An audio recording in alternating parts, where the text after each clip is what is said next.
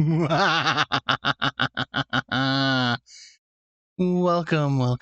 to the digital graveyard.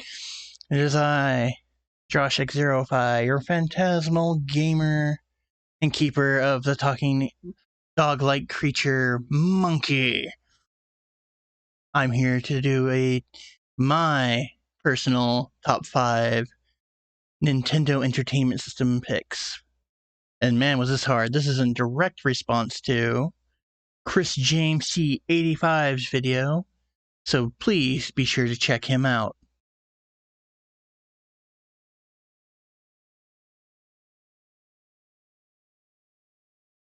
And here we have Little Nemo the Dream Master, a classic Capcom 90s platformer game, man. How can you go wrong with it? I mean, it was based off of the Little Nemo animated film, which was Little Nemo Adventures in Slumberland. Man, that movie unfortunately had way too many hands in the pot, and it kind of shows, but I still love it. But the game had awesome music composed by, Junko Tamiya, who was credited as Gonzuo, if I remember right. Freaking composed the music, which is classic. I mean, for an 8-bit soundtrack, it was awesome. You play as a young boy, Nemo, as he journeys through Slumberland. And, I mean, come on, you can possess things like the frog, the gorilla, the mole, by feeding them pieces of candy. Yes, it is very, very hard. But the ability to essentially have mounts, or in this case, possession, we'll say, was appealing. I mean, personally, I remember beating this game once in my childhood, and that was by the skin of my teeth, and I have never been able to repeat it since, even as an adult. This was one of those games I rented a ton, borrowed a ton if I knew somebody who had it. I eventually finally got a copy thanks to my good friend Zombie JLT. My supernatural gaming bro. He hooked me up a while ago. It is a game I'm working on Frankensteining into a complete copy. Somebody sent me a box that is unfortunately a repro of the PAL version of the box. I need the real one, but this is definitely on my top 5. So coming in, number 5, Little Nemo Dream Master.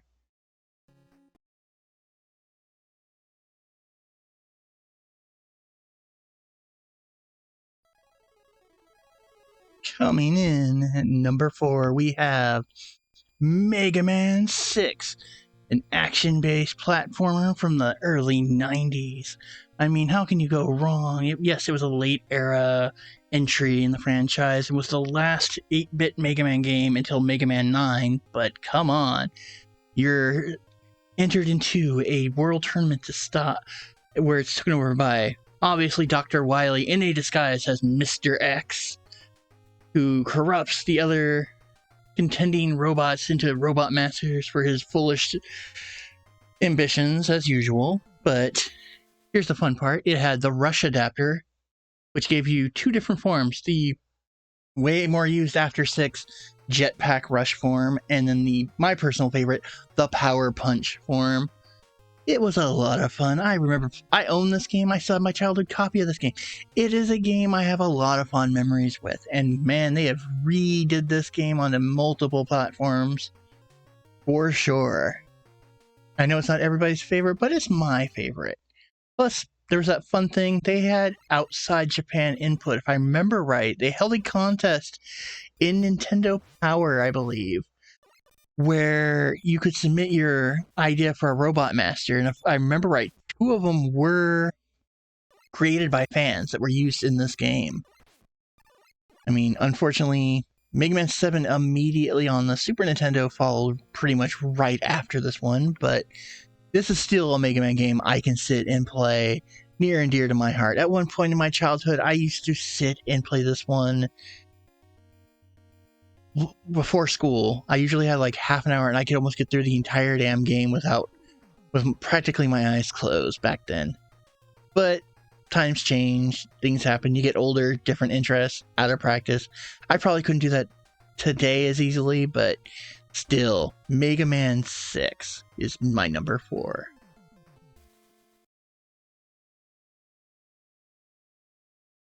At number 3, we have Dr. Mario.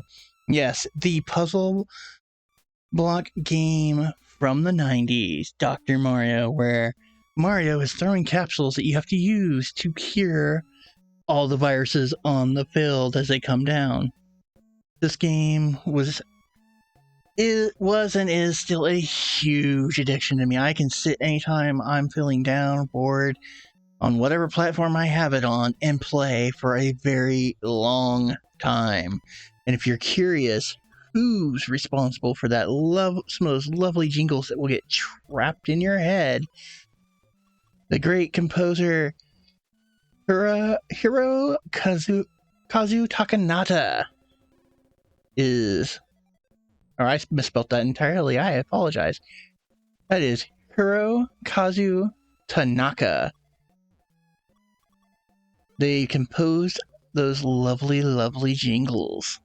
And man, I can tell you, there's some that I will listen to even on playlists that have been remixed and all that, just because they're addictive tunes to listen to. I mean, it had a very, very good balance. If I remember right, this game went up to, I want to say, 20 levels of difficulty that you had to cure all the viruses in the bottle to deal with.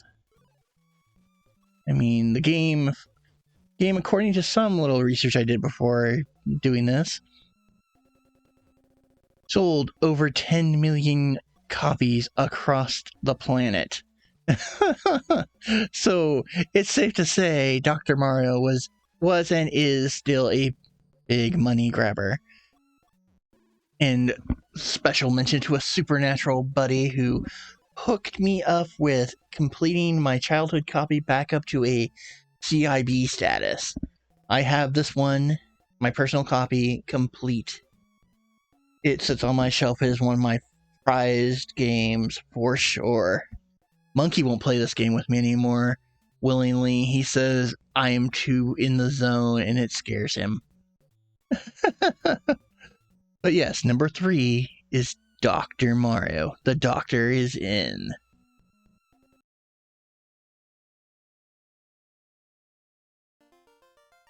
Coming in at number 2, you know I've made stories of this one. I've talked about it. It is the OG, the starter, the granddaddy, and pretty much the reason we have a Square Enix at all.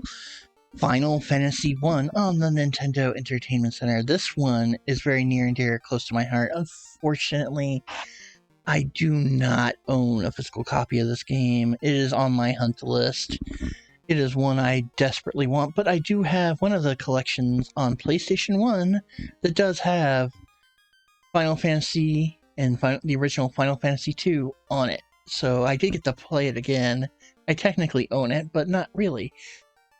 But it's still on my list. It's one I would love to get the card of. It is one I would love to have the quest of putting on my Franken together if I can't get a good deal on a complete one or mostly complete one. Because this is one of those games that my mother, when people were saying I was struggling to learn to read, she knows I loved video games. This one I was oddly drawn to, so she used it as a tool to help teach me to read. We borrowed it from the neighbor across the street a bunch. We even rented it, and it helped me advance and learn to read better. And we and her played it, obviously, to complete. I want to say completion, but I'm not 100% sure if we did ever beat it together or not. It's that long ago, so this one holds a very special place in my heart, as I'm dragging a cursor all over this.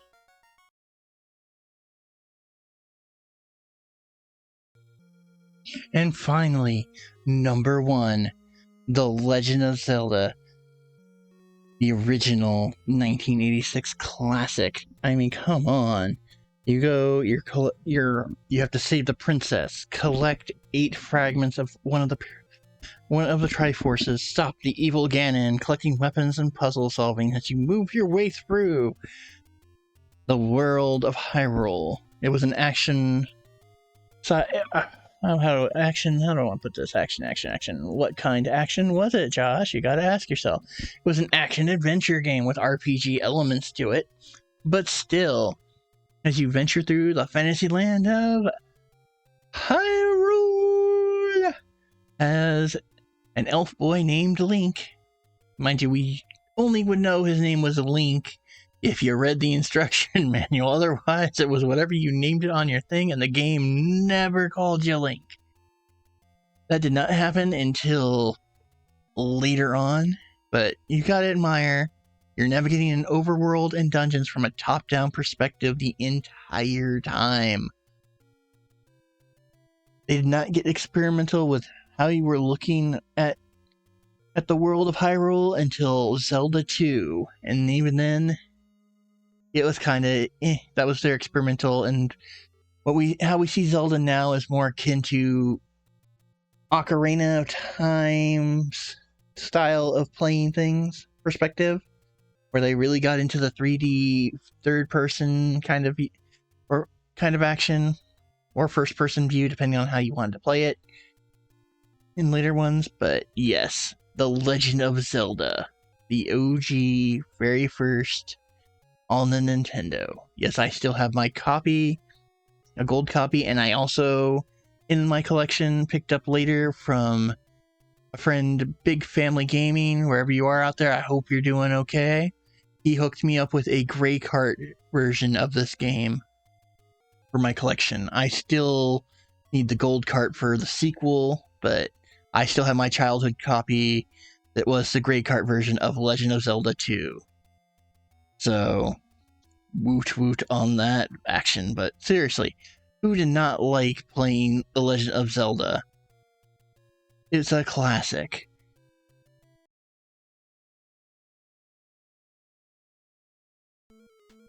And the bonus goes to Monster Party, or the elusive, leaked by prototype standards, in this case for what you're seeing on the screen, Parody World Monster Party. This game is freaking awesome. For me, still kind of hard as balls, but then again, I didn't get super a lot of time to play with this, and it is a game I do not own in my collection yet. It is on my hunt list. Monster Party for the Nintendo here in America is on the hunt list for me. But seriously, you play as Mark, a kid who's coming home from a baseball game. You run into this monster griffin-like creature called Bert, who simply wants your assistance to help rid the world of evil monsters in his realm called the Dark World. My buddy Zombie played this game, and I remember watching it and thinking it was freaking awesome to see. I remember when a bunch of people were streaming this one for a minute.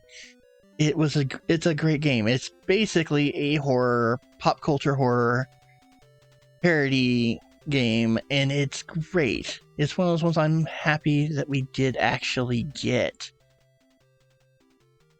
I mean, it came out here about, I want to say,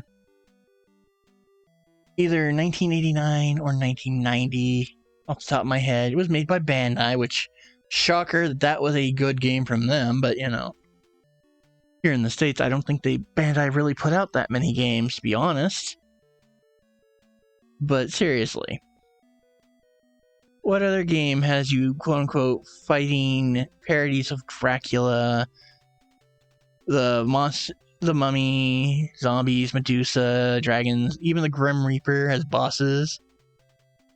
I mean, and for whatever reason, you are fighting bouncing fried shrimp, okay? Think about that for a minute. There are bouncing fried shrimp minions wanting to attack you as you're trying to make your way through the levels. I mean, yes, there's definitely lost in translation humor from the English and Japanese, but you know what? it's still a freaking awesome game. And one I'm desperately on the hunt, like I said, to put into my collection.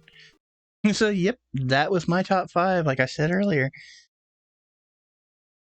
What was it? 2 out of 6 of those that I mentioned were only not owned, still on my hunt list, but I remember renting and playing the crap out of, and I want.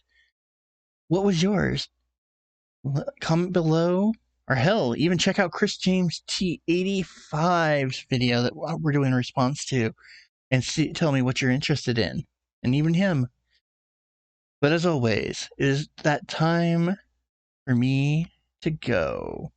And thank you for your time and visiting the digital graveyard. Until next time, this is Josh X05, the Phantasmal Gamer,